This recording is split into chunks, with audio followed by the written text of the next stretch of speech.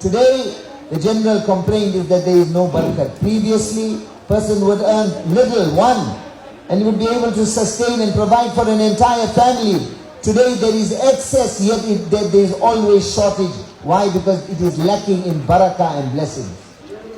Today there is lack of barakah and blessings. Khalid bin Walid radiallahu ta'ala anhu, when fighting in the path of Allah subhanahu wa ta'ala, in one saf, he had 40 of his own sons. Likewise, Salahuddin Ayyubi rahimahullah, in the war against the Crusaders, in one saf was 16 of his sons.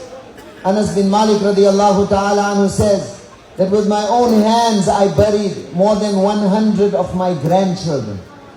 He was the recipient of the dua of barakah of Rasulullah sallallahu alayhi wa sallam, that akthirhu malahu wa waladahu, that Allah increase his wealth and increase his offspring.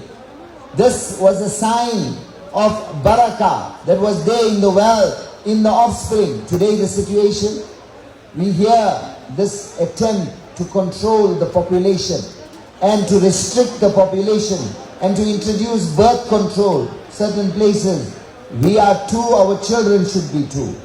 Some places, restrict yourself to one child. He says the province where I come from, this is openly advertised, advocated, that restrict yourself. Some places they say we are two, we want nothing, we don't want children also.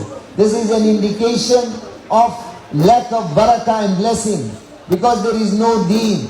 Now, the world is facing a paradox, a problem.